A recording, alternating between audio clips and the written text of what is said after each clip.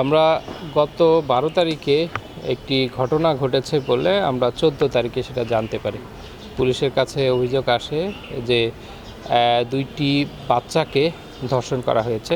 তো এই অভিযোগে পাওয়ার সাথে সাথেই পুলিশ প্রয়োজনীয় ব্যবস্থা গ্রহণ করে। পুলিশ যে ভিকটিম যে দুইজন শিশু আছে সেই ভিকটিম শিশু দুইজনকে পুলিশ সাথে সাথেই উদ্ধার করে তাদেরকে চিকিৎসার জন্য হাসপাতালে পাঠায় এবং প্রাথমিকভাবে জানা যায় যে একটি শিশুর নির্যাতনের চিহ্ন পাওয়া যায় এবং আরেকটি নির্যাতনের যে চেষ্টা সেই চেষ্টার আলামতটা পাওয়া যায় কিংবা সেই জিনিসটা শিশুর বক্তব্য থেকে জানা যায়। তো মোটামুটি একটি ধর্ষণ আর একটি ধর্ষণ চেষ্টা সংক্রান্ত অভিযোগে থানাতে একটি মামলা দায়ের হয়।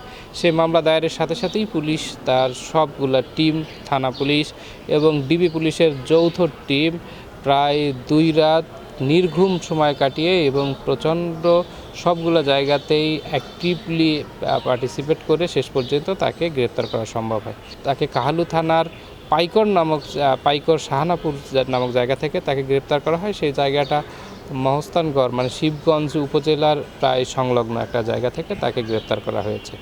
এখন আসামি আমাদের হেফাজতে আছে, তাকে এই কিছুক্ষণের মধ্যেই কোর্টে প্রেরণ করা হবে। এই ব্যাপারে আইনগত যে প্রক্রিয়া, শিশুর শারীরিক এবং ডাক্তারি পরীক্ষা যেটা আছে সেই পরীক্ষা সহ সার্বিক ব্যবস্থা গ্রহণ করা হয়েছে। আসামিকে প্রেরণ করা আছে। আমরা যে মামলাটা হয়েছে সেই মামলাটার আমরা ডিটেলসটা পেয়েছি।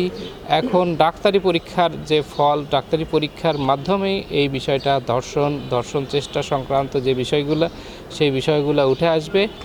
ঘটনার কিছু অংশ সে তার মতো করে বলেছে, বিশেষ করে তার নাতি এবং 2 বাচ্চা তার রুমে ঢুকেছে, এই বিষয়গুলো সে স্বীকার করেছে। মোটামুটি আমাদের তদন্ত অব্যাহত আছে। অন্য কোনো অ্যাঙ্গেলও আছে কিনা সেই জিনিসগুলোকেও আমরা নজর রাখছি।